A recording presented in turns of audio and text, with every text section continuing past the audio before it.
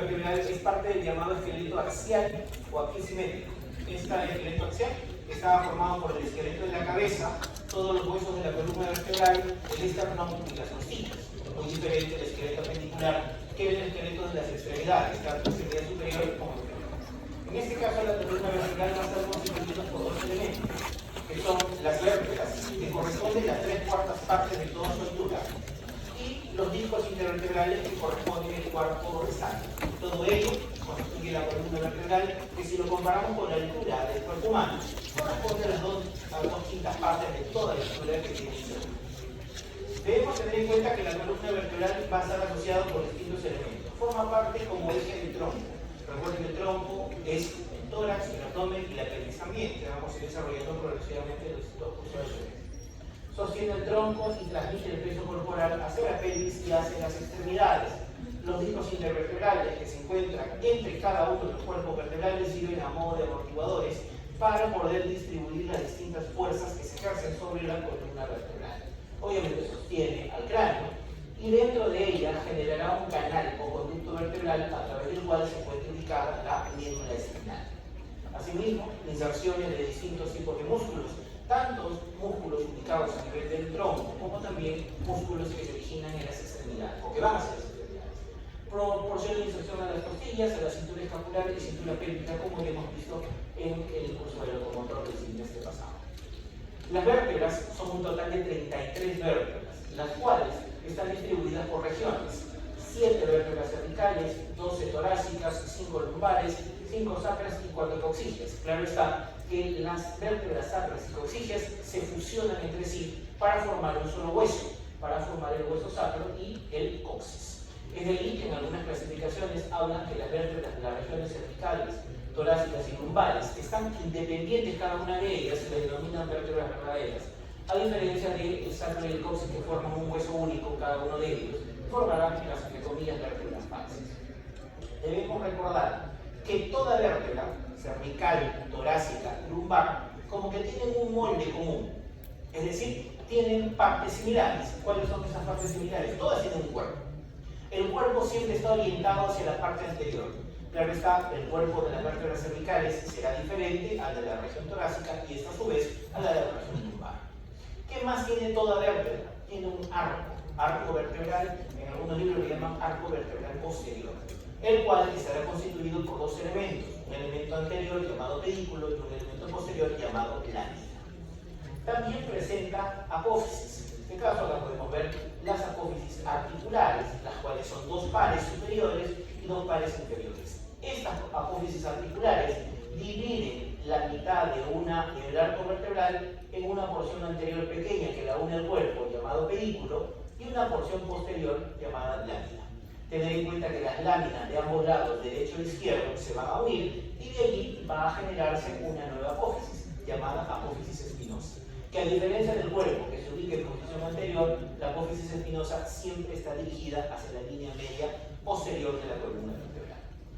Todos ellos corresponden las partes de las vértebras. Adicionalmente, un par de apófisis adicionales que se dirigen hacia los costados, denominadas apófisis transversas. Es decir, todo ese es el molde general que tiene toda vértebra. Tiene un cuerpo, tiene un arco vertebral que se subdivide en pedículo, lámina y tiene apófisis. Articulares superiores, articulares inferiores, apófisis espinosa y apófisis transversa. Claro está de que todas estas características van a modificarse de región a región. Y eso es lo que tenemos que reconocer el día de hoy, no solo en la teoría, sino también en la práctica. Algo adicional es que el espacio que se genera entre el cuerpo vertebral por delante y el arco vertebral por detrás, ese agujero se llama agujero vertebral. Ese agujero vertebral es el que se encuentra ocupado por las meninges y por la médula espinal. Este espacio de una sola vértebra recibe el nombre de agujero vertebral, pero si todas las vértebras las superponemos una tras otra, vamos a generar un canal o conducto. Ese canal o conducto se llama canal o conducto vertebral, en el cual pasará todo el recorrido de la médula espinal que también revisamos el día de hoy. Aquí vemos las características adicionales de cada una de esas partes que tiene toda vértebra. El cuerpo soportará el peso de las distintas regiones de la columna vertebral, se une al arco vertebral para generar ese orificio y proteger la médula espinal. Recordar que las apófisis espinosas y transversas ejercen mecanismos de palanca para poder generar movimientos a nivel del tronco y también de las extremidades. Y las apófisis articulares, como su nombre lo indica, se articulan con las vértebras que están arriba y las vértebras que están por debajo. Acá nosotros podemos ver el cuerpo vertebral, el cual siempre se orienta hacia la parte anterior. Y como lo muestra la imagen, de superior a inferior, el volumen, el tamaño de los cuerpos vertebrales comienza a crecer de manera significativa, siendo el cuerpo vertebral de las cervicales sumamente pequeño, a diferencia del cuerpo vertebral de las lumbares, que son notablemente más voluminosas. Algo adicional al cuerpo vertebral, como ya mencionamos, se forma por dos elementos. De las apófisis articulares hacia adelante por los pedículos, de las apófisis articulares hacia atrás las láminas, y del punto de convergencia de las dos láminas nacen las apófisis espinosas. Entre las láminas y los pedículos nacen las apófisis transversas hacia los costados. El espacio comprendido entre el cuerpo vertebral y el arco vertebral posterior se llama agujero vertebral, por donde pasa la médula espinal. Adicionalmente, si yo veo una vértebra de lado, voy a ver aquí el pedículo, y el pedículo presenta dos escotaduras, una escotadura vertebral superior y una escotadura vertebral inferior, de las cuales la inferior siempre tiene mayor concavidad. Tened en cuenta que cuando están las vértebras separadas se llaman muescas o escotaduras vertebrales, superior e inferior, pero cuando yo tengo dos vértebras superpuestas una a otra, esas muescas se van a unir y van a formar un agujero. Ese agujero se llamará agujero intervertebral o agujero de conjunción, a través del cual emergen los nervios espinales o nervios raquídeos. Aquí nuevamente podemos ver las otras apófisis. Las apófisis espinosas siempre se proyectan a partir del punto de unión de las láminas y siempre en sentido posterior. Las apófisis transversas se orientan lateralmente justo del espacio donde se articula la lámina por detrás y el pedículo por delante. Las apófisis transversas tienen diferentes características dependiendo de cada una de las regiones. Por ejemplo, aquí podemos ver las vértebras cervicales y la apófisis transversa de las vértebras cervicales. ¿Cuál es su principal característica? Son dos específicamente. La primera de ellas es que presenta dos tubérculos, un tubérculo anterior y un tubérculo posterior. Son bituberosas.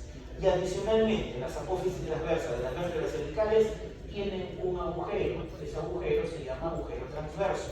La importancia del agujero transverso es que por ahí transita una arteria, la arteria vertebral. Pregunta, ¿de dónde sale la arteria vertebral? Ya lo hemos mencionado el semestre pasado. Subclavia. Esa arteria subclavia de la primera porción preescalénica da origen a la arteria vertebral, la cual atraviesa los agujeros ubicados en las apófisis transversas de las vértebras cervicales desde la sexta a la primera, de la primera al agujero occipital y luego para formar el tronco basilar importante en la irrigación del sistema nervioso central. Esta es la característica fundamental que tienen las apófisis transversas de las cervicales. Pasamos a la región torácica. Obviamente son más grandes, ya no son bituberosas, pero sí presentan canillas articulares. ¿Y esas canillas articulares para qué son? Son para articularse con las costillas. Ese es un elemento más relevante.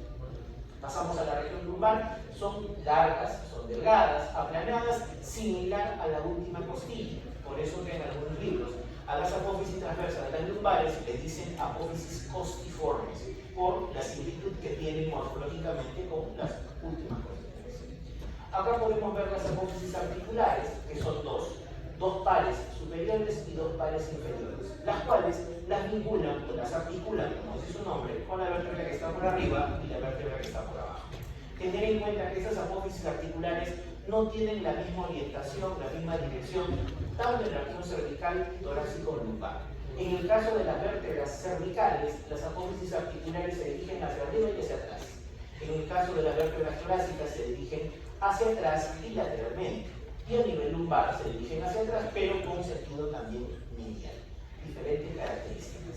El punto de articulación entre dos apófisis articulares de dos vértebras subyacentes se denomina cigapo-apófisis. Ese es el término que se le da a la articulación entre las apófisis articulares de dos vértebras. Aquí está lo que mencionamos hace un momento. Tenemos una vértebra superior y una vértebra inferior. Pedículo de la vértebra superior, pedículo de la vértebra inferior. Escotadura vertebral inferior de la vértebra ubicada por arriba y escotadura vertebral superior de la vértebra que está por abajo. Cuando las dos están articuladas o están superpuestas, generan un orificio. Este orificio recibe el nombre de agujero intervertebral, también llamado agujero de conjunción, a través del cual emergen los nervios espinales o los nervios raquídeos. Recuerden, los nervios espinales son cervicales, torácicos, lumbares, sacrococcígeos. En el caso de los nervios raquídeos que veíamos para el plexo braquial, por ejemplo, C5, C6, C7, C8, T1, salen a través de estos agujeros intervertebrales o de conjunción. Pasamos a ver ahora las características propias de las vértebras por regiones. Cuando hablamos de las vértebras cervicales, las dividimos en dos grupos: vértebras cervicales típicas y vértebras cervicales atípicas. Típicas, la tercera, cuarta, quinta y sexta. Las atípicas, la primera, la segunda y la séptima, ya que tienen características que las sacan de ese molde. ¿Qué caracteriza a las vértebras cervicales típicas? Por delante encontramos un cuerpo que tiene la forma de un rectángulo. Presenta en su superficie superior e inferior estas apófisis que se denominan apófisis semilunares o apófisis unciformes, las cuales son características solo del cuerpo de las vértebras cervicales. Pasamos a las apófisis transversas, dos tubérculos bituberosos, un tubérculo anterior, un tubérculo posterior. ¿Qué más? El agujero transverso, a través del cual pasa nuestra arteria vertebral. Apófisis espinosas, siempre dirigidas hacia atrás y son a modo de doble vueltas, bífidas. Y en tercer lugar, el agujero vertebral, ubicado entre el cuerpo y el arco vertebral. ¿Qué forma tiene? De triángulo, pero de triángulo grande y voluminoso. Y esto lo tenemos que comparar con los agujeros vertebrales de las regiones torácicas y lumbares. ¿Cuáles son las vértebras atípicas?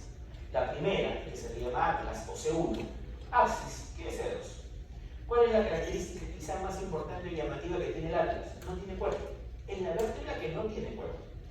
Al no tener cuerpo, presenta dos arcos. Un arco anterior y un arco posterior. Según la figura que vemos ahí, ¿cuál es el arco más grande? ¿El arco anterior o el arco posterior? El arco posterior es más voluminoso. Cada arco tiene tubérculos. Tubérculo anterior del atlas, tubérculo posterior del atlas. Este tubérculo posterior del atlas reemplaza a la apófisis espinosa. Vean ustedes, el atlas no tiene dos cosas hasta ahora. No tiene cuerpo ni tampoco tiene apófisis espinosa. En su reemplazo, ¿quién está? Un tubérculo llamado tubérculo posterior. Uniendo los arcos en sentido lateral, derecho e izquierdo, encontramos las masas laterales. Estas masas laterales se caracterizan por tener esta cavidad llamada cavidad glenoidea, lugar donde asientan o se articulan los cóndilos del hueso occipital. Es decir, ahí tenemos la articulación atlanto-occipital, la articulación de la cabeza, queremos decir, ¿no? Y eso es lo que explica el nombre de esa vértebra. Atlas viene pues del personaje de la mitología que sostiene el mundo sobre su cabeza, viene ese. El mundo viene a ser el cráneo. Las apófisis transversas, dos tubérculos y su agujero transverso característico. Pasamos al axis, sí tiene cuerpo y tiene cuerpo con una apófisis de llama, se llama apófisis odontoides, que se dice que era el cuerpo que tenía el atlas, pero que se adhirió al cuerpo del axis y tiene esta notable característica. Cuando se articula atlas con axis, la apófisis odontoides del axis se articula con una canilla que se encuentra en el arco anterior del atlas, y esto permite hacer los movimientos de rotación de la cabeza. Una articulación trocoide se forma a ese nivel. Las apófisis transversas también bituberosas, los agujero transverso, y hacia atrás ya podemos apreciar una apófisis espinosa, que sí es característica como de las cervicales, bífida, como ya la habíamos descrito anteriormente. ¿Qué es lo que hace atípica a la última vértebra cervical, la séptima vértebra cervical? Es que su apófisis espinosa no es bífida y es sumamente prominente, es muy larga, muy parecida a las apófisis espinosas de las vértebras cervicales. Incluso a la séptima cervical le pusieron el nombre de la vértebra prominente. ¿Y esto por qué? Porque cuando uno se pone en sentido lateral y flexiona el cuello, hay una protrusión de una apófisis espinosa a ese nivel, y es precisamente. Pasamos a las vértebras torácicas y acá podemos apreciar el cuerpo, que a diferencia del cuerpo de las vértebras cervicales, que es la rectangular, aquí el cuerpo se describe de varias maneras. Algunos libros dicen forma triangular, forma de corazón, forma de espada de naipes también le dicen. ¿Qué otra característica adicionalmente del cuerpo? Presenta carillas articulares. Y estas carillas articulares, que son 4, 2 para cada lado, se articulan con las cabezas de las costillas. Pasamos a las apófisis transversas, que no tienen agujeros, ya que es una característica propia de las cervicales, Pero sí, en el vértice de cada apófisis transversa volvemos a encontrar carillas articulares. ¿Para qué? Para articularse con el tubérculo de las costillas. ¿Eso qué quiere decir? Que una costilla se articula dos veces con una vértebra, tanto con su cabeza como con su tubérculo, a nivel del cuerpo y a nivel de la apófisis transversa, respectivamente. Pasamos a las apófisis espinosas. En el caso de las cervicales bífidas, pero vean ustedes qué forma tiene, forma triangular, siempre dirigida hacia atrás y hacia abajo, generando mayor oblicuidad conforme voy bajando las vértebras torácicas. Y en siguiente lugar, ¿recuerdan cómo se llamaba el agujero que se ubicaba entre cuerpo por delante y arco vertebral por detrás? Agujero vertebral. ¿Qué forma tiene? Forma de círculo. En el caso de las vértebras cervicales, era forma de triángulo y de triángulo grande. Pasamos a las vértebras lumbares. Y las vértebras lumbares, lo más notable que vemos aquí, que es que el cuerpo, forma de habichuela, forma de riñón, es notablemente voluminoso. Es el más grande de toda la columna vertebral. Presenta apófisis transversas dirigidas lateral y posteriormente, sumamente aplanadas y alargadas. Como les decía, algunos libros las describen muy similar a las últimas costillas, por eso que le pusieron el nombre de apófisis costiformes, por su morfología. Presenta apófisis espinosa en sentido cuadrilátero dirigido hacia atrás y hacia abajo, y en las apófisis articulares superiores presenta una cresta en su borde posteromedial llamado apófisis mamilares. Estas apófisis mamilares únicamente existen en las vértebras lumbares. Recuerden que en el caso del sacro, los 5 segmentos sacros se fusionan creando un solo hueso, el cual tiene forma de triángulo, base superior, vértice inferior, una superficie o cara anterior que es cóncava, lisa habitualmente, en cambio la cara posterior es convexa y sumamente rugosa o presenta múltiples irregularidades. En la cara anterior encontramos los agujeros sacros anteriores, en la superficie posterior los agujeros sacros posteriores, por donde emergen las raíces anteriores y posteriores de los nervios sacros. El conducto que se encuentra ubicado dentro del sacro, que vendría a ser la continuación del conducto vertebral, se denomina conducto sacro, a través del cual pasa las meninges, pasa el saco dural y también el filo terminal en su porción extradural. Se articula con el coxal hacia los dos costados, derecho e izquierdo, y a nivel del vértice se articula con el coxis. El coxis se forma de 3 a 4 segmentos coxígeos, presenta una base en su porción superior, en la cual encontramos unas astas, las cuales se articulan con el vértice del sacro, y se encuentra ubicado pues, distalmente a este hueso, y en la base del coxis se va a insertar el filo terminal en su porción extradural. Hace un momento mencionamos que cuando una sola vértebra ubicamos el agujero entre cuerpo y arco vertebral, se llama agujero vertebral. Pero cuando las vértebras están superpuestas entre sí, generan un conducto. La superposición o continuidad de todos los agujeros vertebrales generan el canal vertebral o conducto vertebral, a través del cual tenemos el pasaje de todas estas estructuras. Las meninges, dura madre, aracnoides y vía madre, todo ello envolviendo a una parte importante del sistema nervioso central que se llama la médula espinal. Asimismo, aquí podemos ver los distintos agujeros intervertebrales o de conjunción a través del cual están emergiendo los nervios espinales o nervios raquídeos. Como ustedes han podido ver, hay distintas características que me permiten poder diferenciar las vértebras de una región a otra. Pero siempre habrá un elemento que es el más relevante de todos. Por ejemplo, en el caso de las vértebras cervicales, ¿qué es lo que me haría reconocer una vértebra cervical de forma inequívoca? Que en su apófisis transversa tiene un agujero, que es para la arteria vertebral. Esa característica no la hay en el resto de la columna. Recuerden que la arteria vertebral pasa por los agujeros transversos de la primera a la sexta, la séptima no. En la séptima, el agujero de la séptima apófisis transversa de la cervical, por aquí pasa la vena vertebral, no la arteria. En el caso de las vértebras torácicas, carillas articulares. ¿Por qué? Porque la región torácica se articula con las costillas y ahí le encuentro esto, lo cual no existirá ni en la cervical ni en la lumbar.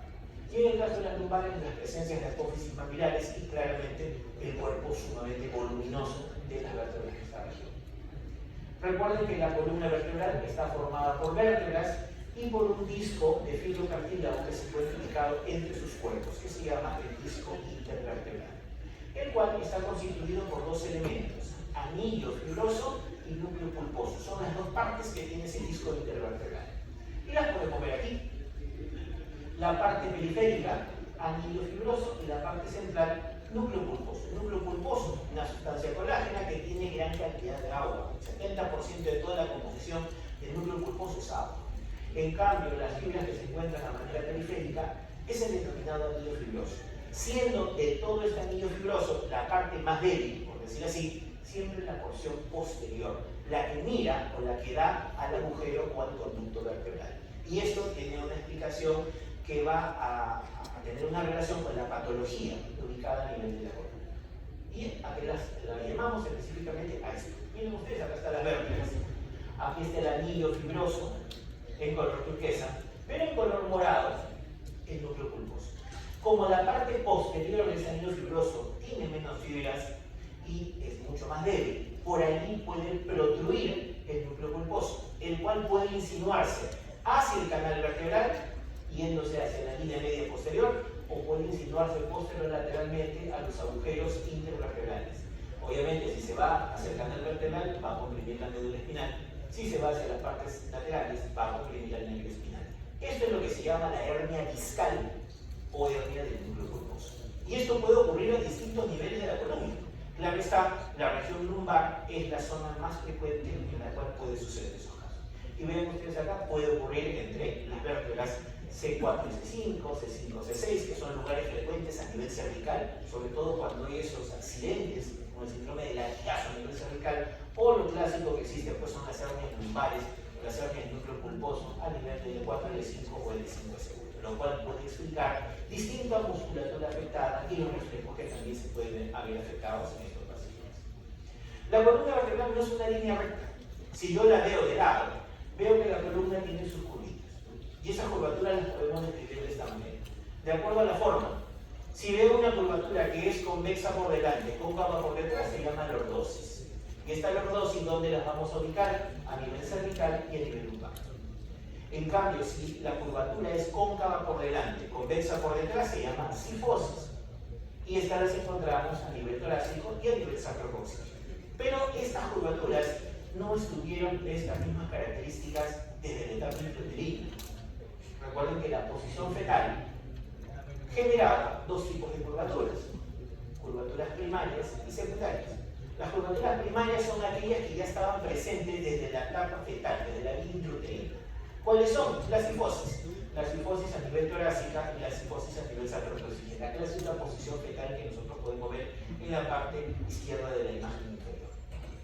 En cambio, las curvaturas secundarias son curvaturas adquiridas que, como su nombre lo indica, se van generando cuando en este caso el ser humano, adquiere una tonicidad y comienza a mantener erguida la cabeza, y también cuando adquiere la postura de bipedestación y cuando comienza a caminar.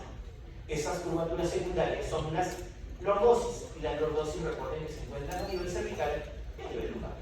Y aquí las podemos también evidenciar. La curvatura cervical, la curvatura secundaria cervical aparece cuando el bebé comienza a aprender a controlar el entorno de la cabeza. Y es ahí donde esa curvatura se genera o aparece. Y en el caso de la lumbar, como dijimos, en la bipedestación y en la deambulación del ser humano. Ahora, si bien hemos visto que la columna vertebral presenta curvitas hacia adelante y hacia atrás, también puede presentar curvaturas a los costados. Claro está, cuando estas se manifiestan y son muy pronunciadas, son curvaturas patológicas, que a eso se llama escoliosis. Esto es lo normal. Aquí vemos una excesiva sifosis, y esto lo podemos ver en los adultos mayores, en los cuales los discos intervertebrales cada vez van perdiendo más altura, los huesos, los cuerpos vertebrales también comienzan a descalcificarse, comienzan a perder la altura, y la sifosis se puede hacer cada vez más pronunciada. Y también acá podemos ver una excesiva lordosis. Y esto lo podemos ver en un estado, en el caso del género femenino, por ejemplo, durante la gestación, sobre todo en la etapa final de la gestación. Los últimos meses, cuando ya el útero ha crecido significativamente de tamaño, y más aún si no es uno, si son dos chukis que están ahí, ¿qué van a generar? Que la lordosis lumbar fisiológica que debe existir, esta se ve incrementada por la tracción del peso del útero grande. Y esto puede generar una lordosis incrementada o excesiva, incluso que puede generar dolores lumbares significativos a la paciente. Ahora, nuestro cuerpo presenta una línea de gravedad y esta se encuentra ubicada por estos puntos de reparo. Por arriba, por el cuerpo del axis, por delante del promontorio del sacro, por detrás de la articulación de la cadera, por delante de la articulación de la rodilla y por delante de la articulación del tobillo. Recuerden que esta línea de gravedad se mantiene equilibrada, por decir así, por la musculatura dorso-lumbar por detrás y hacia adelante por los distintos órganos que se encuentran en las cavidades torácicas y abdominales. Y de esa manera se mantiene un equilibrio.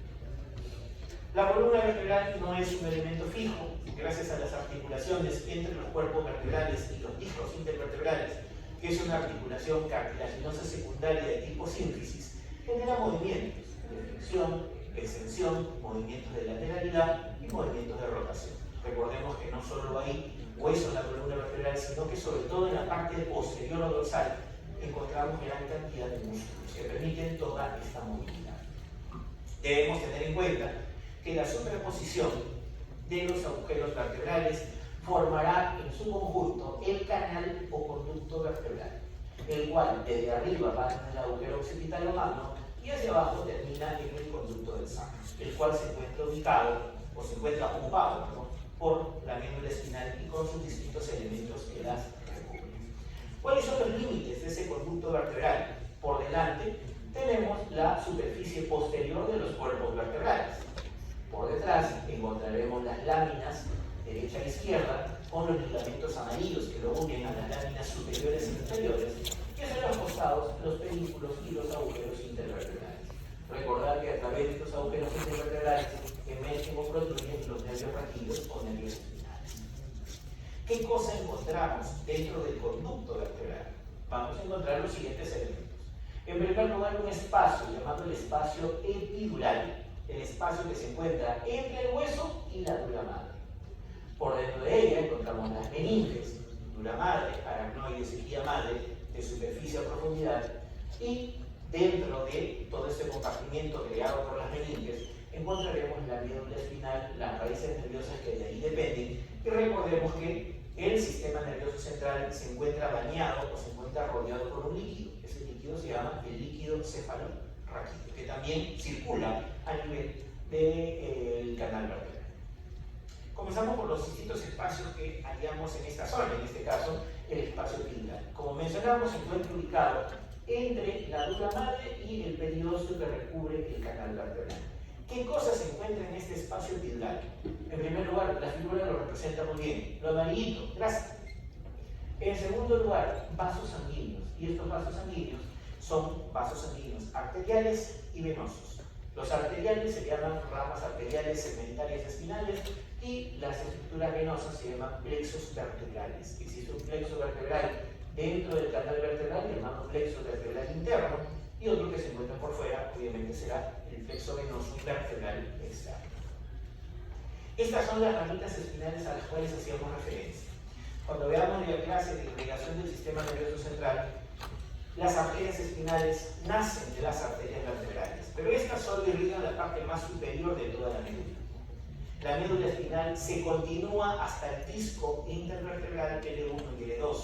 Por tanto, la porción cervical baja, torácica y lumbar de la médula espinal tiene que recibir irrigación de otras fuentes. Y es ahí que a nivel cervical, la cervical ascendente y cervical profunda van a dar ramas.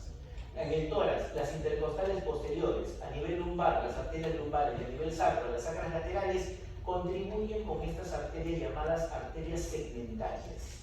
De estas arterias segmentarias se generarán ramas espinales que ingresan a través de los agujeros intervertebrales y contribuyen a la irrigación de la médula espinal. Estas arterias, antes de atravesar la dura madre, se encontrarán ubicadas en el espacio epidural. Pasamos ahora a las venas. Como habíamos mencionado, dos plexos. Un plexo por fuera, plexo vertebral externo, en su porción anterior y en su porción posterior. Pero dentro del canal vertebral habrá otro plexo, aquí de manera gráfica, de tipo un dibujo un poco más realista, el plexo vertebral interno, el cual recibe ramas que provienen del cuerpo vertebral, las venas basivertebrales, y las cuales se van a comunicar a su vez con los plexos vertebrales externos, y de esa manera hacer el drenaje venoso de la columna vertebral. Pasamos ahora a las meninges. Recuerden que las meninges son las envolturas que no solo están en el conducto vertebral, sino también habrá meninges intracranealmente. Ya en la última clase teórica de este curso del sistema nervioso vamos a hacer la comparación de cuáles son las características diferenciales que tienen las meninges intracraneales y las meninges espinales. Y hoy, parte de la práctica también constituirá ver esto. Y hay un modelo anatómico, una disección anatómica con la médula in situ expuesta, en la cual se puede ver estas características. Las meninges tienen tres capas. La capa más superficial o periférica se llama dura madre, que es a su vez la capa de mayor grosor, de mayor consistencia que tiene la médula espinal. Profundamente a ella está el aracnoides y más profundamente, adherida al tejido nervioso, estará la pía madre. Queremos verlas en el gráfico. La línea de color verde es la dura madre, la cual envuelve periféricamente al contenido del conducto vertebral, inclusive se proyecta a través del perineuron de los nervios raquídeos espinales. Profundamente a ella, pero bien adherida a la dura madre, encontraremos la aracnoides, de la cual van a salir tractos fibrosos que van a llegar hasta la superficie de la médula espinal, atravesando el espacio sutural por donde atraviesa por donde pasa el líquido cefalorraquídeo. Finalmente, la línea roja representa la pía madre, la cual está íntimamente adherida a la superficie de la médula espinal, inclusive proyectándose con las raíces que forman los nervios espinales y también formando ligamentos como son el ligamento dentado. Estas tres capas de las meninges generan dos espacios. El primer espacio, llamado espacio sutural, entre la dura madre y la aracnoides, el cual es un espacio virtual. Únicamente se menciona por las dos capas que ya existen, pero en realidad en la disección estos dos planos son sumamente difíciles de separar. En cambio, el segundo espacio entre la aracnoides y pía madre sí es un espacio real. Ese espacio se llama espacio subaracnoideo, el cual se encuentra ocupado por líquido cefalorraquídeo. Y este líquido cefalorraquídeo circula por todo este espacio subaracnoideo y se continúa con el espacio subaracnoideo a nivel intracraneal. Y de esa manera podemos inclusive, a través de punciones lumbares, colocar medicamentos, colocar fármacos o tomar muestras de líquido cefalorraquídeo para poder hacer el análisis respectivo, ya sea para evidenciar problemas infecciosos sobre todo o metabólicos en algunos casos. Aquí está la dura madre, como dijimos, es la capa más periférica y es la prolongación de la dura madre que está intracranealmente. Claro está, se continúa a través del agujero occipital. Y la dura madre, miren hasta dónde llega. Llega hasta el sacro, llega hasta el segundo segmento sacro. Tener en cuenta algo, la médula espinal se acaba entre L1 y L2, hasta ahí nomás hay médula, pero dura madre llega hasta S2. Por tanto, entre L2 y S2 hay una ausencia de médula espinal. Por ahí encontraremos fibras nerviosas y encontraremos únicamente un montón de líquido cefalorraquídeo. Este espacio es lo que en el espacio subaracnoideo le denominan cisterna lumbar. Y al no haber médula espinal, solo algunas fibras nerviosas y un montón de líquido cefalorraquídeo, se puede punzar a través de las apófisis espinosas, llegar hacia esta cisterna lumbar, tomar muestras de líquido, asegurándonos que no vamos a punzar y no vamos a lesionar la médula. Y son procedimientos que se utilizan para diagnóstico, en el caso de la punción lumbar, y también procedimientos como por ejemplo la colocación de anestesia raquídea en estos pacientes. La aracnoide se encuentra revistiendo la superficie interna de la dura madre, envía tabiques hacia la pía madre y estos van a delimitar o van a atravesar el llamado espacio subaracnoideo. Recordad que el espacio subaracnoideo es el espacio que se encuentra ubicado entre aracnoides por fuera y pía madre por dentro. Este espacio subaracnoideo se continúa a través del agujero magno con el espacio subaracnoideo intracraneal y este se va a continuar hasta el saco dural, el cual se encuentra ubicado a la altura de la segunda vértebra lumbar. Vean, aquí está el punto donde termina la médula espinal, que se denomina cono medular, el cual se encuentra a la altura del disco intervertebral L1 y L2. A partir de aquí no existe médula, sino encontramos una porción de pía madre llamada filo interminal, encontraremos fibras nerviosas que forman cola de caballo y todo esto rodeado por líquido cefalorraquídeo. Y es aquí donde se pueden hacer punciones habitualmente entre las vértebras L4 y L5 de manera segura para tomar muestras de líquido cefalorraquídeo o para colocar fármacos dentro de este espacio subaracnoideo, como por ejemplo para la anestesia raquídea. Y es precisamente lo que decíamos hace un instante. Nuevamente, miren, hasta acá nomás llega el cono medular. A partir de aquí no hay médula espinal, solamente fibras nerviosas que forman la cola de caballo o caudequina, y es a partir de ahí donde se generan esas funciones de manera segura para poder tomar muestras de líquido cefalorraquídeo en la punción lumbar o en la anestesia. Pasamos a lo que es la pía madre, la última capa, que si bien es la última capa de todas, presenta dos proyecciones o dos repliegues, los cuales son visibles en la práctica. Eso sí se va a ver en la práctica de lo que vamos a ver. La dura madre claramente se puede ver. Y de la pía madre, estos dos repliegues son fundamentales para su revisión el día de hoy. Pía madre, capita más profunda de las meninges, aquí la vemos en color rojo, y presenta estas dos proyecciones. La primera de ellas se llama filum terminal y la segunda se llama ligamento dentado. Son los dos elementos dependientes de pía madre. Comenzamos por el filum terminal.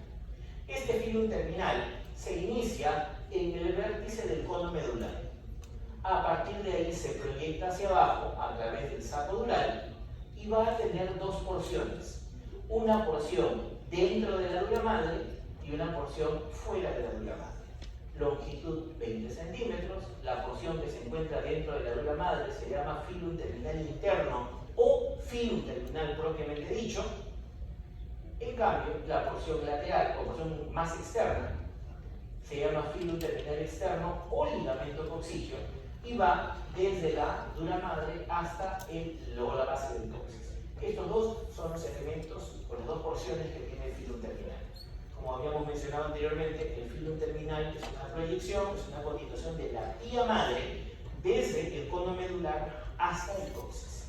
Dos porciones, porción superior, filum terminal interno dentro de la dura madre, la porción más larga de 15 centímetros, y su porción más distal, filum terminal externo o ligamento coxígeo, que es otra forma de llamarlo, el cual termina a nivel de la base del coxis. La siguiente proyección que tiene la pía madre se llama ligamento dentado. Son repliegues triangulares, los cuales van desde la superficie externa de la médula espinal hacia la cara interna de la dura madre. Aquí lo vemos. Estos son los ligamentos dentados, los cuales, como se puede ver en la imagen, se ubican entre dos nervios espinales. Recordar que este repliegue atraviesa el espacio subaracnoideo y constituye uno de los distintos medios de fijación que tiene la médula espinal. Son en total 21 pares de ligamentos dentados. El primer par está a la altura del agujero occipital y el último par a la altura del L1. ¿Por qué? Porque hasta L1, L2, hasta ahí nomás llegó la médula. Más abajo, ya no hay médula. Una cosa más, vean ustedes, estas son las raíces posteriores de los nervios espinales, estas son las raíces anteriores de los nervios espinales. ¿Quién divide, quién separa estos dos tipos de raíces? Los ligamentos dentados. Y eso también se puede ver en las distintas médulas que hoy día vamos a poder ver en la práctica. El repliegue del ligamento dentado me divide raíz posterior y raíz anterior. Recuerden, repliegue de pía madre. Pasamos ahora ya al elemento neuroanatómico de la clase del día de hoy, que es la médula espinal. Forma parte del sistema nervioso central. Recuerden que el sistema nervioso central está constituido por dos elementos. El encéfalo, que tiene cerebro y tronco cerebral, y el siguiente elemento del sistema nervioso central es la médula espinal. Muy diferente del sistema nervioso periférico, donde están los nervios craneales y los nervios espinales, como son pues nervios cervicales, torácicos, lumbares, sacros, que hemos visto en los distintos plexos que analizamos en el capítulo de locomotor. La médula espinal tiene forma cilíndrica, pero más o menos aplanada en su sentido anterior y posterior. Presenta cuatro caras: anterior, posterior, lateral derecha, lateral izquierda. Ocupa los 2/3 superiores del canal vertebral. Como se puede ver en la imagen, va desde el agujero occipital hasta el disco intervertebral L1 y L2. No ocupa toda la altura de la columna vertebral. Longitudes hasta 45 centímetros, transversales de 6 a 13 milímetros, peso hasta 30 gramos. Su límite superior se encuentra en la continuación de la médula con el bulbo raquídeo, más o menos a la altura del agujero occipital o mango. Ese será nuestro punto de reparo. Su límite inferior estará a la altura de una porción cónica llamada cono medular, la cual se proyecta ubica más o menos a la altura del disco intervertebral L1 y L2. ¿Qué debemos tener en cuenta? Va a ser un punto de transmisión de información desde la parte periférica hasta la región central, específicamente hasta el encéfalo, tronco cerebral, el encéfalo y demás. La médula espinal se encuentra suspendida dentro del canal vertebral y rodeada por dura madre con los siguientes medios de fijación. ¿Quién sostiene la médula por arriba? El bulbo raquídeo. ¿Quién sostiene la médula y la fija hacia abajo? El filum terminal, el cual perfora la dura madre, forma el ligamento coxígeo y se fija el coxis. De esa manera la médula está fija por debajo. ¿Qué elementos fijan a la médula a los costados? Dos cosas: los nervios raquídeos o nervios espinales y unos ligamentos formados por pía madre que se llaman ligamentos dentados. Estos cuatro son los cuatro puntos de fijación que tiene la médula espinal en sus distintas ubicaciones. Ahora, una cosa es hablar de regiones de la columna vertebral: cervical, torácica, lumbar, sacrocoxis. Y otra cosa es hablar de los segmentos que tiene la médula espinal, que también son parecidos, ¿no? Cervical, torácica, lumbar, sacro y coxígeo. ¿Cuál es la diferencia? Mientras que las vértebras cervicales son 7, los segmentos nerviosos medulares son 8. Mientras son 12 vértebras torácicas, aquí sí son similares, 12 segmentos nerviosos torácicos. Lumbares también, son 5 vértebras lumbares, 5 segmentos medulares. En el caso del sacro, son 5 segmentos sacros que se unen formando un solo hueso y formarán los 5 segmentos medulares nerviosos sacros. Y en el caso del coxis es solo un segmento coxígeo. Vean ustedes que los segmentos medulares no siempre se correlacionan con el número de las vértebras. Por eso que cuando hablamos del plexo braquial decían pues C5, C6, C7, C8 y T1. C8, ¿por qué? Porque hablamos de nervios, mas no estamos hablando de vértebras. Vértebras solamente son 7. ¿Qué debemos tener en cuenta? Cada segmento medular da origen a un nervio raquídeo. ¿Cuántos nervios raquídeos o nervios espinales son? 31. Muy diferente a las 33 vértebras que nosotros hemos hablado de la médula espinal. Vean ustedes que también la altura tampoco se corresponde. Recordar que la médula espinal es mucho más corta que toda la longitud de la columna. Llega hasta el disco intervertebral del L1 y L2. ¿Eso qué nos quiere decir? Que los segmentos cervicales del 1 al 8 se encontrarán a la altura de los siguientes reparos óseos anatómicos: agujero occipital y hasta la sexta vértebra. Hasta ahí llegará el segmento medular cervical número 8. Los segmentos torácicos del 1 al 6 los encontraremos a la altura de las vértebras C6 y T4. Los segmentos medulares torácicos del T7 hasta el T12 estarán a la altura de las vértebras T4 y T9. Y los segmentos medulares, lumbares y sacros se encontrarán entre las vértebras T10 y L1 únicamente. Recordar que recuerden que los segmentos espinales van a estar a alturas mucho más altas que los niveles vertebrales. ¿Por qué? Porque la médula es mucho más cortita. La médula solo va a llegar hasta el L1 y L2 y tampoco se van a correlacionar con la misma altura de su vértebra. Y esto es de vital importancia, sobre todo cuando un paciente tiene lesiones medulares. Imagínense que hay una fractura en alguna zona de la columna, no necesariamente me va a decir que a esa misma altura se lesionó un segmento espinal de la médula espinal, sino que pueden haber ciertas variaciones en niveles o en alturas. La médula espinal tiene una morfología externa, es decir, elementos que están por fuera. ¿Qué estructuras debemos reconocer en esta morfología externa? Fisuras y surcos, las inserciones de los nervios espinales o raquídeos y las intumescencias, dilataciones o ensanchamientos que tiene la médula espinal. ¿Por qué? Porque la médula espinal, como lo van a ver hoy en la práctica, no tiene el mismo diámetro desde que comienza hasta que termina. Hay zonas en las cuales la médula es notablemente más ancha y a eso se le llama intumescencias, dilataciones o ensanchamientos. Vemos aquí un corte de nuestra médula espinal. Esta es su porción anterior, esta es su porción posterior, cara lateral izquierda, cara lateral derecha. Por delante encontramos una fisura. Esta fisura, que revela una gran profundidad, se caracteriza de llamar fisura media anterior. Y ahí encontramos una arteria. la arteria espinal anterior. Ese es su reparo más importante. Con esto ya sabemos que existe una arteria espinal anterior. Existe por detrás un surco llamado surco medio posterior, el cual tiene muy poca profundidad, pero que se continúa con un tabique llamado tabique medio posterior que divide la sustancia blanca en dos partes, derecha e izquierda. Por fuera de ella, a la altura de los vértices de las astas posteriores de la médula espinal, encontraremos el surco posterolateral, tanto en el lado derecho como en el lado izquierdo. ¿Cuál es la importancia del surco posterolateral? Por ahí emergen raíces, filetes radiculares posteriores, los cuales, cuando se unen, forman las raíces posteriores que son sensitivas. ¿Qué más encontramos en este surco posterolateral? Ahí encontramos la ubicación de las arterias espinales posteriores. Mirando la figura, sabemos que hay una arteria espinal anterior y hay dos arterias espinales posteriores, cada una de ellas en un surco específico.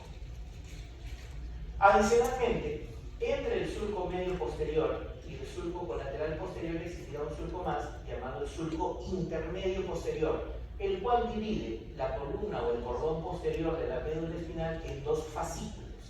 Medialmente el fascículo grácil o delgado y lateralmente el fascículo cuneiforme cuneatus. De esa manera, estos surcos dividen la sustancia blanca del cordón posterior de la médula espinal de esta manera.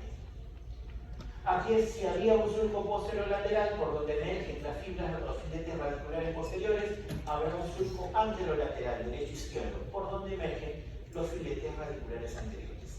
Filetes radiculares posteriores sensitivos, filetes radiculares anteriores motores. Los filetes radiculares posteriores se unen y forman la raíz dorsal o posterior de la médula espinal, la cual se caracteriza por tener un ganglio llamado ganglio espinal o ganglio raquídeo. Los filetes radiculares anteriores se unen y forman la raíz anterior o ventral de la médula espinal, del nervio espinal. Y aquí tenemos raíz posterior o dorsal, raíz anterior o ventral, las dos se unen y ¿qué cosa forman? El nervio espinal. ¿Cuántos nervios espinales existen? 31. 8 cervicales, 12 torácicos, 5 lumbales, 5 sacros y un coxígeno. Y es así como se forman esos nervios espinales. Filetes radiculares, anteriores, posteriores, estos forman las raíces anteriores, posteriores, el único que tiene ganglio es la raíz posterior, las dos raíces se unen y forman el nervio espinal, el cual atraviesa el agujero de conducción. En las médulas extraídas que hay en el anfiteatro van a poder ver esas raíces y la formación de los nervios. Y es lo que hemos mencionado, miren ustedes, están los nervios raquídeos, los 31 pares, las distintas regiones cervical, torácica, lumbar, sacra, coxilla y la misma distribución a la cual hicimos referencia. Raíces posteriores sensitivas, raíces anteriores motoras. Por tanto, los nervios espinales son mixtos, son motores y sensitivos. Las diferentes raíces anteriores y posteriores que están dentro de la dura madre van a tener distintas orientaciones. Vean ustedes, las cervicales siempre las raíces tienen orientación o dirección horizontal. ¿Por qué? Porque aquí la médula espinal en parte algo se correlaciona con la altura de las vértebras. Pero conforme voy bajando más en la columna vertebral, los segmentos medulares torácicos van quedando más arriba y las alturas de las vértebras van quedando mucho más distantes. Por eso que las fibras o las raíces torácicas son más o menos oblicuas. En cambio, las raíces lumbares y las raíces sacras, vean ustedes, caen como si fuera un cabello. Caen verticalmente. El conjunto de todas las fibras nerviosas de las raíces lumbares, excepto el 1, y las sacras, con el filo terminal, todo esto rodeado por el líquido cefalorraquídeo y envuelto por la dura madre, todo esto es lo que se llama la cola de caballo o cauda equina, que también es claramente visible en las distintas médulas que van a ver el día de hoy. Aquí están nuevamente los distintos nervios espinales. Vean ustedes que los nervios espinales de C1 a C7 siempre emergen por encima de su vértebra correspondiente. Como obviamente no hay vértebra C8, pero sí hay un nervio C8, cada nervio espinal C8 emerge de las vértebras C7 y T1, y a partir de los nervios espinales de T1, el cocigio siempre lo hacen por debajo del nivel de su vértebra respiratoria. Tenemos acá ahora, miren, la proyección en esta figura de la médula espinal. Como mencionamos, la médula espinal no tiene el mismo diámetro desde que comienza hasta que termina. Existen dos zonas, una en la porción superior a nivel cervical y otra a nivel lumbar, que son las partes más anchas de la médula espinal. Y a eso se le llama intumescencias o ensanchamientos de la médula espinal. La que se encuentra a nivel superior cervical está a la altura de los segmentos espinales C5 a T1. Y esto, a nivel de las vértebras, se encontrará entre C3 y T1. Y se relaciona con el origen, con la aparición del plexo braquial a nivel del miembro superior. Y en el caso de las vértebras lumbares o a nivel de la intumescencia lumbar, esta se encuentra entre los segmentos espinales de L2 a S3 y se encontrará a la altura de las vértebras T9 y L1, que es donde finaliza nuestra médula espinal. Y esto dará origen al plexo lumbar y al plexo sacro. Recordar que esto se relaciona debido a que en estos dos puntos existe mayor cantidad de células motoras. Por tanto, esto generará una masa neuronal mucho más voluminosa y esto hace de que la médula espinal en ese punto sea mucho más amplia. Y es porque da origen a estos dos plexos importantes. Plexo braquial para el miembro superior, plexo lumbar y sacro para el miembro inferior. Pasamos ahora a lo que es la morfología interna. Y en el caso de la morfología interna debemos reconocer dos cosas. Sustancia gris ubicada en la parte central, sustancia blanca en la parte periférica. Y aquí indicar un concepto que quizás ya lo hayan hablado, ya he mencionado en histología. Cuando hablamos de sustancia gris, hablamos de un conjunto de cuerpos de neurona. Puede ser una, puede ser múltiples. Conjunto de cuerpos de neurona. En cambio, cuando hablamos de sustancia blanca, es el conjunto de axones. Y axones que van en sentido ascendente, si es sensitivo, o que van en sentido descendente, si es motor. Y esta misma distribución, sustancia blanca, sustancia gris, con esas características, están en el encéfalo y también en la médula espinal. ¿Cuál es la diferencia?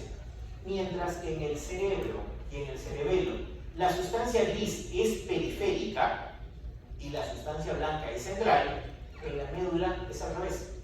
La sustancia blanca es periférica y la sustancia gris es central. Pero se mantienen las mismas definiciones.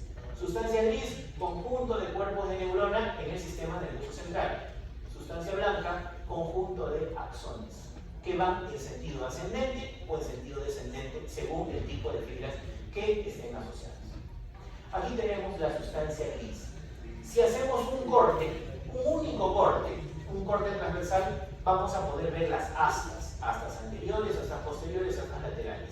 Pero recordar que la sustancia gris no está en un solo corte, sino se puede continuar a lo largo de toda la extensión de la médula espinal. Por eso es que en algunas literaturas van a encontrar que le llaman columna gris anterior, columna gris posterior, columna lateral, que se extienden a todo lo largo de la médula espinal, pero si yo hablo de un único segmento, ahí sí estaré hablando únicamente de astas.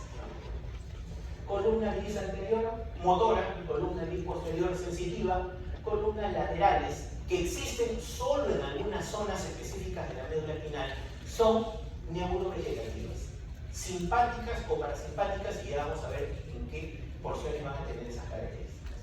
Recordar que la sustancia gris del lado derecho con la del lado izquierdo van a estar comunicadas a través de un puente nervioso que se llaman las comisuras, comisura gris posterior y comisura gris anterior, las cuales estarán por delante y por detrás de un orificio central llamado el canal o conducto central de la médula espinal o conducto ependimario o del epéndice. Todo esto es sustancia gris. De esa sustancia gris, como ya mencionamos hace un rato, se forman los filetes radiculares posteriores sensitivos que tienen su raíz espinal o raíz posterior con su ganglio, el ganglio espinal. De las columnas anteriores se forman los filetes radiculares anteriores. Estos, a su vez, la raíz anterior, se une la raíz posterior y anterior de los nervios espinales y esto da la formación del nervio espinal o nervio mixto para la definición o estos conceptos.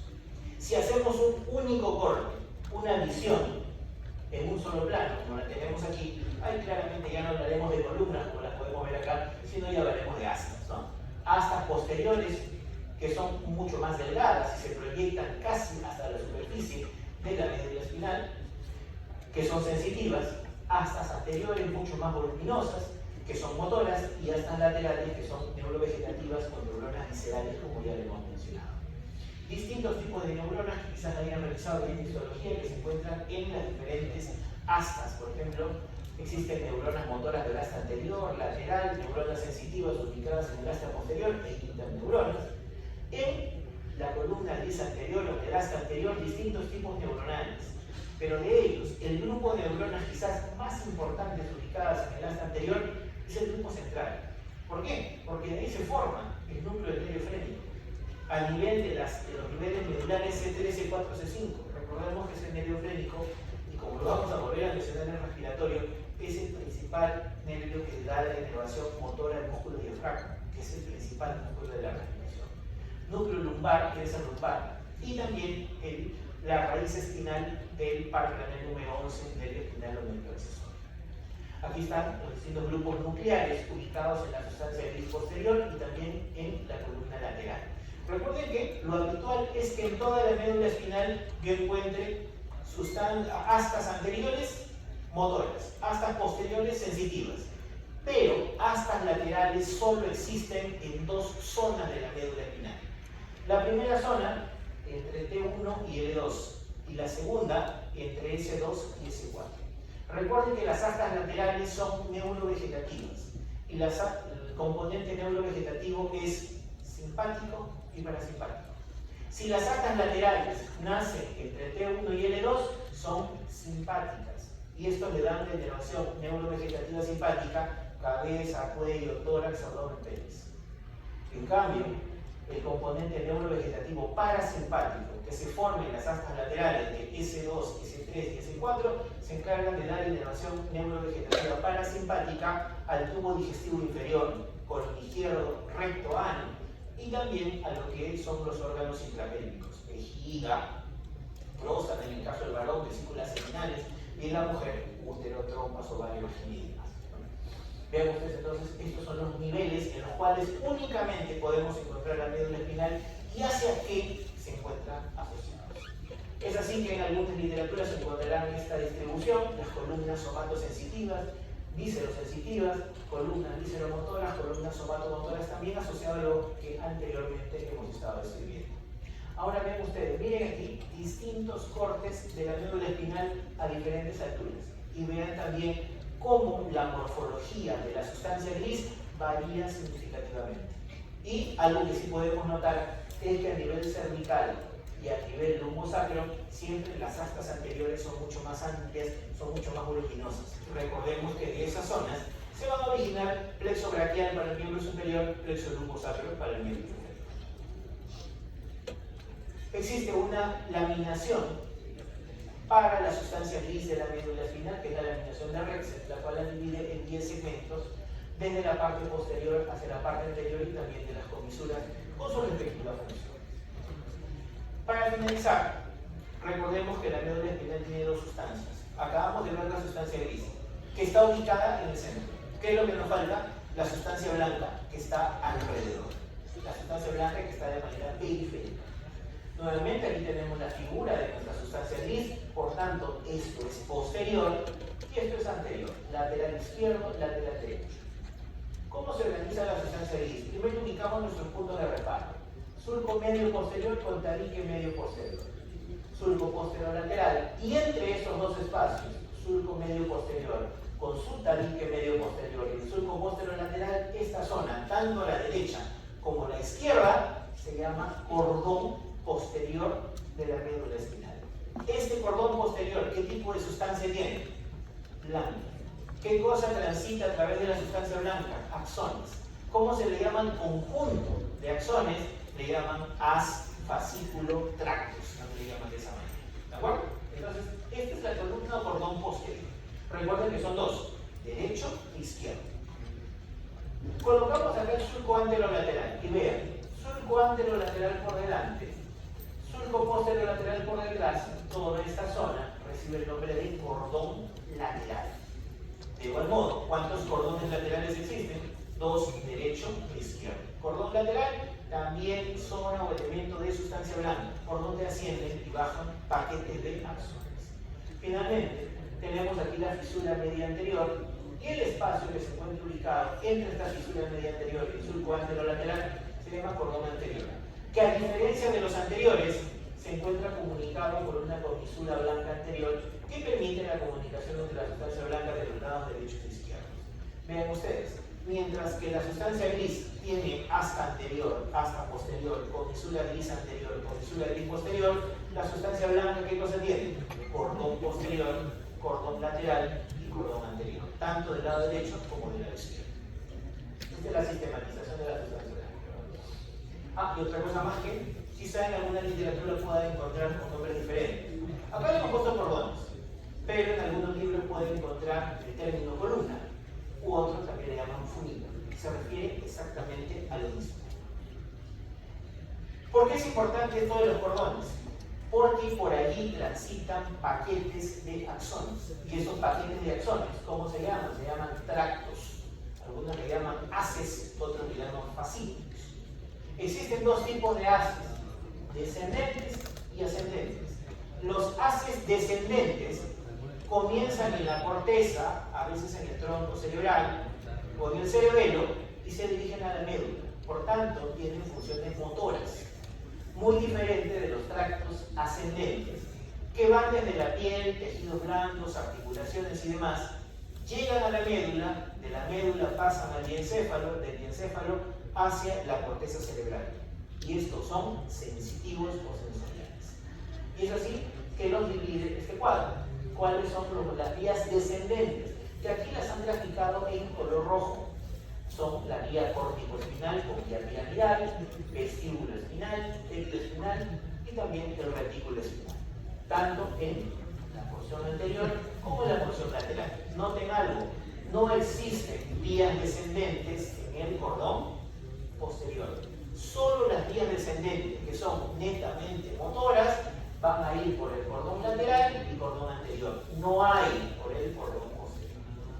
Si pasamos a las vías descendentes, los espinotalámicos, espinotalámico anterior, espinotalámico lateral, encontramos también a los fascículos espinocerebelosos anterior y posterior, que transitan por los cordones laterales y anteriores, y por el cordón posterior van a pasar dos fascículos, el fascículo glacilis y el fascículo cuneiforme, los cuales ascienden sobre esa zona posterior de la médula espinal. Vean ustedes, todos estos elementos que pasan por el cordón posterior son netamente sensitivos. Y aquí su distribución, que después la vamos a revisar cuando ya hagamos todo el estudio de los diferentes relevos que tiene la médula espinal, como es el tracto córtico-espinal o la vía piramidal, que comienza en la corteza cerebral, pasa por la cápsula interna, pasa por los pedúnculos cerebrales, pasa por el cuerpo trapezoide, llega a la pirámide a nivel del bulbo raquídeo y finalmente a las astas anteriores de la médula espinal dividido en dos fascículos. Aquí tenemos el espinotalámico que nos habla de las vías sensitivas. Estas vías sensitivas, vean ustedes, ingresan por el nervio espinal, pasan por el ganglio de la raíz espinal posterior, de ahí llegan hasta la asta posterior de la médula espinal y ascienden de manera dividida, espinotalámico anterior y espinotalámico lateral. Su primera neurona, ¿dónde está? En el ganglio espinal. Su segunda neurona, ¿dónde está? En el diencéfalo, en el tálamo. Y de aquí a dónde se proyecta, hacia la corteza cerebral. ¿Dónde está su tercera y última neurona? Esta es la famosa vía sensitiva a la cual hacen referencia. El fascículo cuneiforme y glacilis, que también son sensitivos, claro está, sobre todo para la mitad superior del cuerpo. También ingresa por la raíz posterior, donde está ubicada su primera neurona, de aquí se proyecta a través de los fascículos glacilis y cuneatus, llegan hasta los núcleos ubicados a nivel del cuarto ventrículo, del ventrículo forman el menisco medial, llegan al tálamo y del tálamo finalmente a la corteza cerebral, al lóbulo parietal, a lo que es área cerebral. Y finalmente lo que es el tracto espinocerebeloso, de esto vamos a hablar más en el siguiente tema. El lunes martes tenemos ya la clase de tronco cerebral y cerebelo, en la cual igual todo esto ingresa por la raíz posterior, se proyecta por los tractos espinocerebelosos anterior y posterior, los cuales, en el caso del espinocerebeloso anterior es cruzado, asciende por el lado opuesto al lugar donde ingresó la información, en cambio el espinocerebeloso posterior ingresa por el mismo lado, es ipsilateral. Y todo esto pasa a través de los pedúnculos cerebelosos para terminar finalmente en la corteza de cada uno de los hemisferios.